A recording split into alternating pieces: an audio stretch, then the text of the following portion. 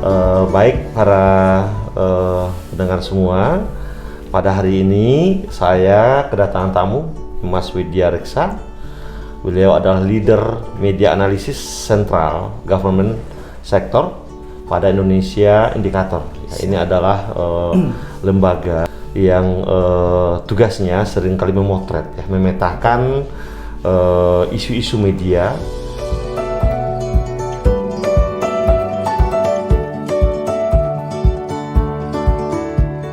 Nah, sore ini saya sengaja minta beliau untuk berkunjung ya ke sini. Kita ingin mendiskusikan dan ingin mendapat pandangan dari beliau dan beserta tim di Indonesia Indikator tentang bagaimana sesungguhnya Ditjen Oda itu selama ini dalam pandangan media. Kita ingin beliau untuk bisa memberikan persepsi terkait bagaimana tugas-tugas Ditjen Oda membantu Bapak Menteri Dalam Negeri memfasilitasi kebijakan Otsus, memfasilitasi fasilitasi kepala daerah dan DPRD di Indonesia. Kemudian juga kita memfasilitasi produk hukum di daerah, ya, pembentukan perda dan perkada, dan juga kita sekarang tengah membantu Bapak Menteri Dalam Negeri melaksanakan agenda besar Bapak Presiden, melakukan reformasi birokrasi, dan yang lebih penting adalah kita juga secara setiap tahun ya melakukan evaluasi terhadap kinerja penyelenggara daerah. Nah, kita ingin tahu nih bagaimana pandangan potret dari Indonesia Indikator selama ini terkait dengan kinerja Oda. Monggo Mas Widya. Baik, terima kasih Pak. Selamat sore. Jadi sebuah kehormatan Pak saya bisa datang pada acara kali ini. Ya. Mungkin kalau saya cerita sedikit aja Pak. Mungkin sebelum berbicara atau bagi, jadi memang untuk Indonesia Indikator sendiri memang kita bergerak sebagai perusahaan big data, khususnya memang di bidang monitoring media gitu. Iya. Monitoring ini kita bisa memotret apa yang berkembang situasinya di media, lalu apa yang berkembang di media sosial seperti itu. Nah, kalau kita berbicara terkait dengan Ditjen Oda gitu Pak, tentu ini adalah sesuatu hal yang menarik gitu kan Pak bagi masyarakat pada umumnya gitu, pada masyarakat luas gitu. Misal kita berbicara terkait dengan Ditjen Oda pada kurun waktu 1 tahun terakhir, kita tentu mengetahui bagaimana dinamika Pak ya, apalagi ada pandemi COVID-19, lalu kemudian terkait dengan Undang-Undang Otonomi Khusus gitu kan, apalagi tadi yang sudah di-mention terkait dengan Undang-Undang Otonomi Khusus Papua gitu Pak ya. Lalu kemudian ada terkait dengan reformasi birokrasi, lalu bagaimana Oda itu bisa menyelenggarakan bagaimana istilahnya itu bagaimana sebuah perda itu bisa muncul dan bermanfaat bagi masyarakat. Nah, mungkin saya berangkatnya dari Ditjen Oda terlebih dahulu Pak.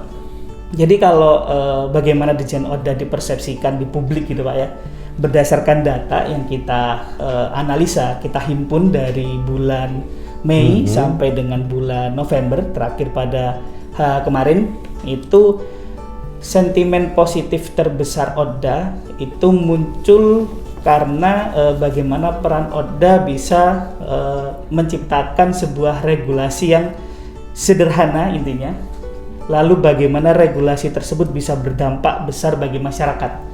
Kalau kita ketahui seperti peluncuran e-perda Pak ya. Oke ya, e-perda. Nah, mungkin nanti saya juga akan ibaratnya mengeksplorasi juga gitu dengan Pak Dirjen gitu kan. Apa sih ibaratnya e-perda itu seperti apa gitu. Cuman yang tertangkap di media gitu kan, e-perda itu sesuatu hal yang sangat dibutuhkan di publik itu.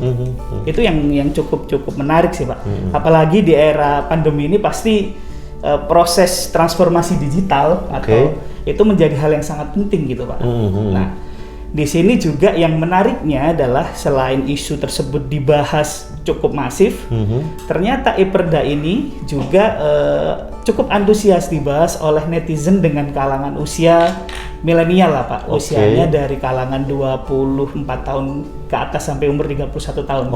Berarti kan di sini kita bisa melihat bahwa publikasi atau kita bisa melihat bahwa apa yang dilakukan Ditjen Oda ini ternyata mendapatkan perhatian dari publik, khususnya terkait dengan e-perda. Nah, gitu. Cukup besar animonya publik. Cukup luar biasa Pak, apalagi agenda safari terkait dengan e-perda itu kan Bapak juga cukup masif kan Pak? Ya, kita datang hampir ke 6 provinsi. Media massa dan media sosial bahwa Perda ini sangat menarik gitu istilahnya Pak ya, dan sangat ibaratnya itu publik cukup antusias gitu, sehingga mungkin kita bisa tonjolkan kembali gitu Pak, bagaimana Perda ini sosialisasinya, publikasinya itu lebih masif lagi gitu. Oke. Padahal Mas Widya, kita punya juga salah satu isu yang besar yang kita selesaikan, isu program strategis Presiden, reformasi birokrasi. Siapa? Kita tengah melakukan pemangkasan hampir terhadap 143.000 jenis jabatan, baik di tingkat provinsi maupun kabupaten kota. Pak Presiden kan menginginkan birokrasi kita lebih ramping, cukup 2 level saja. Konsekuensinya kami bersama-sama Menpan RB harus memangkas. Ini pekerjaan besar loh. Nah, bagaimana pandangan teman-teman media, potretnya Indonesia Indikator terkait langkah-langkah ini? Baik, terkait dengan reformasi birokrasi Pak, mungkin kalau terkait dengan reformasi birokrasi, memang yang paling menonjol dari isu reformasi birokrasi adalah isu di penyederhanaan eselon tersebut. Nah, data yang kita himpun, kita melihat bahwa penyederhanaan eselon ini lebih banyak hal teknis sih Pak yang dibahas, seperti terkait dengan perundang-undangannya gitu. Sehingga kalau kita berbicara media, kita berbicara media sosial, itu kan kita berbicara persepsi Pak ya di sini. Sehingga memang ada hal yang perlu untuk menggerakkan sisi emosionalnya dalam berbicara terkait dengan reformasi birokrasi. Saya menduga kalau berdasarkan data kami, konsumsi terhadap reformasi birokrasi ini mungkin tidak semasif tadi terkait dengan ketika kita berbicara Perda tadi Pak ya. Artinya apa? Apakah publik melihat bahwasanya langkah-langkah Dirjen Oda untuk mereformasi itu tidak memberikan dampak terbesar terhadap masyarakat? Sudah memberikan dampak, cuman audiens ketika kita berbicara reformasi birokrasi ini terbatas Pak, atau istilahnya itu hanya dikonsumsi oleh publik tertentu. Birokrat kali ya? Ya, sehingga isu ini mungkin Pak ya, idealnya memang kita harus bisa menyentuh sisi emosional dari publik nih, ketika kita untuk membuka publik sebenarnya itu reformasi birokrasinya itu berdampak besar apa sih bagi publik, manfaatnya seperti apa gitu kan, karena berdasarkan peta isu yang berkembang, publik sepertinya belum menangkap nih reformasi birokrasi itu apa yang tujuannya atau apa manfaat dari reformasi birokrasi. Padahal tujuannya cukup baik pasti kan Pak. Ya Pak Presiden kan sudah sampaikan bahwasanya birokrasi kita itu sangat panjang. Betul. Dan itu juga berpengaruh terhadap tingkat investasi Indonesia. Pak Presiden mentargetkan kita berada pada posisi 71-74 gitu. Sementara saat ini kita berada pada kemudahan berinvestasi di 147. Itu kan langkah, salah satu persoalan yang kita hadapi adalah persoalan perizinan yang terlalu panjang. Betul. Nah, bagi kami apa yang Bapak Presiden targetkan itu harus kita capai dengan memangkas struktur menjadi lebih efisien, lebih ringkas. Itu kenapa sekarang 143 jenis jabatan sudah kita pangkas. Saya sepakat juga dengan Pak Menteri Menpan RB bahwasanya reformasi birokrasi itu bukan hanya sebatas pemangkasan struktur, tapi bagaimana membangun kultur. Nah, itu. Setelah dipangkas struktur, kultur lebih memberikan kemudahan. Jangan idiom kalau bisa dipersulit, kenapa permudah itu tidak zamannya lagi. Kita harus dorong harus lebih mudah agar investasi lebih mudah masuk, pelayanan publik lebih bagus. Nah, bagaimana media melihat seperti ini? Seperti yang disampaikan Bapak tadi itu kan cukup baik Pak istilahnya. Hanya saja apa yang ditangkap oleh media dan netizen itu masih di tahap tadi hanya di pemangkasan struktur saja. Padahal tadi seperti yang disampaikan Pak Dirjen tadi bahwa harapannya kan kita bisa membuat sebuah kultur gitu kan Pak. Iya, membangun kultur. Membangun sebuah ekosistem atau budaya terkait dengan birokrasi yang ya seperti birokrasi yang pasti tidak ribet gitu kan Pak. Pasti yang bagaimana birokrasi yang memudahkan masyarakat gitu. Hanya saja terkait ketika kita berbicara reformasi birokrasi, apa yang dipersepsikan publik ternyata isu ini yang pertama tadi masih konsumsi birokrat saja Pak. Lalu yang kedua memang hanya sebatas apa yang dikonsumsi publik di pemangkasan struktur. Sehingga berarti PR-nya di sini yang harus bisa disampaikan ke publik adalah bahwa reformasi birokrasi ini tujuannya adalah untuk bagaimana kita bisa menciptakan kultur birokrasi yang baik, seperti itu. Baik. Kami juga di ODA itu dia punya tugas-tugas memfasilitasi daerah-daerah otsus.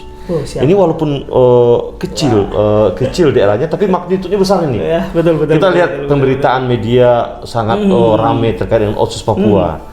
Sesungguhnya kita juga punya tentang otsus Aceh, otsus DKI, dan juga Yogyakarta. Tetapi ini Papua yang paling luar biasa. Menurut pandangan Mas Widya gimana? Jadi memang kalau kita ketika berbicara terkait dengan otsus Papua, Pak ya, ini yang menarik justru ketika kita bandingkan animenya ketika berbicara otsus Papua di media massa dan otsus Papua di media sosial, ternyata animenya itu lebih banyak di media sosial. Kenapa? Gitu kan? Yang pertama, Pak, isu terkait dengan otsus Papua ini ternyata direspon cukup baik oleh publik. Kenapa direspon cukup baik? Yang pertama, karena menyentuh sisi emosional tadi, Pak. Bagaimana otsus tersebut berdampak bagi perkembangan pembangunan khususnya SDM, Pak ya, seperti beasiswa. Dari dana otsus itu kan juga banyak dibagikan oleh netizen. Lalu bagaimana otsus Papua tersebut juga ternyata isu terkait dengan otsus istilahnya berhasil, Pak ya, berhasil istilahnya dikapitalisasi juga oleh pemerintah. Jadi memang dalam periode Mei hingga November tersebut isu terkait dengan otsus itu konsisten dibicarakan. Memang dalam tahapan edukasi tentu kan, Pak, karena kita melihat bahwa ketika berbicara terkait dengan otsus Papua tentunya publik ini juga perlu diedukasi gitu. Iya, betul. Karena kita juga melihat berdasarkan data yang berkembang gitu, bahwa ketika berbicara terkait dengan otsus, apalagi kemarin kan kalau kita ngomongin otsus, kemarin ada yang rame-rame soal korupsi dana otsus, Pak ya. Nah, itu juga cukup ramai juga dibahas ini. Tapi itu adalah bagian dari pendidikan kepada masyarakat. Ada sisi positif dan sisi negatifnya. Tapi kami surprise ketika publik melalui media memberikan atensi yang cukup besar. Berarti bisa kita sebut bahwa publik itu cukup aware dengan isu otsus Papua ini, Pak, dengan seperti, sehingga memang ke depan perlu lebih ditingkatkan lagi dan dimasifkan lagi dalam proses publikasi gitu, Pak, publikasi dan edukasi pada otsus. Karena berdasarkan data kami ketika berbicara otsus itu ternyata dari sisi usia, Pak ya, itu cukup bisa disebut seimbang yang membahas itu, mulai dari kalangan milenial juga membahas, lalu dari kelompok usia 35 tahun ke atas juga membahas gitu. Tentu dengan segala pro dan kontra yang berkembang gitu kan, Pak, terkait dengan otsus Papua begitu. Hanya saja ketika kita berbicara terkait dengan otsus Papua, ternyata di sini memang edukasi lalu kemudian publikasi yang dilakukan oleh Ditjen Oda ternyata juga cukup memberikan dampak yang baik ke publik terkait dengan otsus Papua tersebut, Pak. Di samping persoalan otsus, persoalan reformasi birokrasi dan juga persoalan perlu hukum, kita juga sebenarnya punya tugas yang cukup besar di bidang pembinaan terhadap aktor penyelenggara pemerintahan daerah. Kita tahu Indonesia ini kan budaya paternalistik sangat tinggi. Baik buruknya keberhasilan sebuah sistem itu bisa dipengaruhi oleh aktor. Nah, aktor penyelenggara pemerintahan daerah itu ada dua, DPRD dan kepala daerah. Nah, isu-isu yang muncul di media itu kenapa ketika ada persoalan ketangkap KPK belum rame, tetapi isu-isu tentang bagaimana kepala daerah itu berbuat baik, membuat terobosan. Ini juga agak sering ini. Gimana pandangan Mas Widya? Baik, Pak. Kalau misalnya kita berbicara terkait dengan kenapa kalau isu-isu yang ibaratnya pro dan kontra yang mengundang banyak sekali istilahnya polemik, Pak ya, bisa disebut seperti itu, memang mendapatkan atensi yang cukup tinggi. Itu kenapa? Karena mungkin kita sudah familiar, Pak, mendengar kata yang namanya bad news is a good news gitu, Pak ya. Nah, itu yang pertama. Lalu tapi yang lebih signifikan sekarang yang berkembang karena memang isu-isu yang berkembang terkait dengan kepala daerah atau isu-isu yang berkembang terkait dengan ibaratnya pemimpin yang ada di daerah itu memang apalagi di konteks pandemi ini, Pak ya, mau nggak mau kemampuan dalam melakukan komunikasi ke dalam publik itu akan sangat mempengaruhi, Pak, akan sangat menjadi peran yang sangat vital gitu. Kalau kita lihat kan tentu yang berkembang di media sosial dan media massa kan adalah bagaimana pro dan kontra dari pendukung itu. Contohnya misal ketika ada salah satu belum diputuskan korupsi, masih ada dugaan korupsi.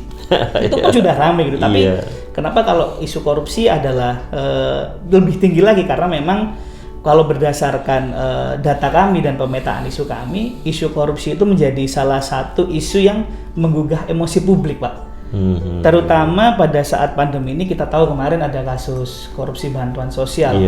Itu pertama, sehingga memang ketika ada kepala daerah yang ibaratnya itu nyeleneh, apalagi sekarang kan eranya udah digital, Pak ya. Betul. Ada video sedikit posting. Apalagi kemarin ada yang rame-rame itu, Pak, ada salah satu kepala daerah di daerah yang videonya viral karena meminta jangan di OTT, diingatkan dulu. Nah seperti itu, jadi memang sehingga jadi bahan bulian atau bahan jadi-jadian netizen gitu, karena memang eranya sekarang itu semua informasi bisa diakses, semua ibaratnya apa, Pak ya, kalau kita menyebut itu data itu semua bisa diakses karena eranya keterbukaan informasi publik, sehingga kepala daerah atau pemimpin di daerah ya seyogyanya harus mampu menerjemahkan itu ke dalam komunikasi publik yang baik. Ketika tidak ada komunikasi publik yang baik, tentu otomatis itu akan berpengaruh sangat. Artinya kunci di komunikasi publik. Sangat berpengaruh, Pak, karena di era pandemi ini, Pak ya, mengontrol emosi publik itu sangat luar biasa. Apalagi dengan keterbatasan bertemu, Pak ya. Kita tahu kita sekarang untuk bertemu juga ada protokol kesehatannya ketat. Mobilitasnya sih, Pak, lebih kepada mobilitas yang terbatas. Ketika mobilitas tersebut terbatas di ibaratnya itu ruang darat atau kita bertemu bertatap muka secara langsung, kuncinya adalah sekali lagi di media tadi. Kalau publikasi atau komunikasi publik yang disalurkan lewat media sosialnya, lalu lewat media, nah itu tidak berjalan dengan baik, ya otomatis bisa disimpulkan juga bahwa persepsi yang muncul terhadap kepala daerah atau pemimpin daerah tersebut tentu otomatis juga tidak akan baik. Karena kalau berdasarkan riset kita, Pak ya, pemimpin yang mampu mengendalikan media sosialnya atau pemimpin yang mampu mencitrakan diri di dalam media sosial dan medianya, ibaratnya itu tingkat kepuasannya atau mungkin popularitasnya di dalam publik itu ibaratnya cukup terjaga gitu, Pak. Ini kan terlihat sekarang nih. Dalam kontestasi rencana 2024 kan kelihatan siapa yang jago di media sosial.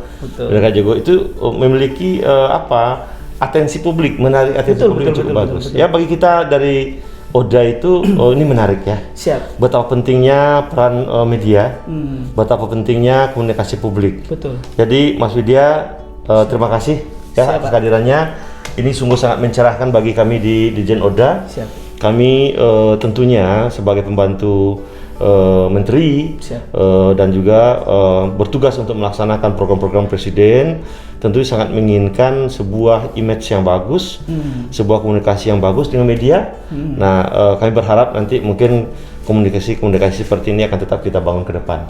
Baik. Terima kasih banyak untuk atensi teman-teman dari Indonesia Indikator.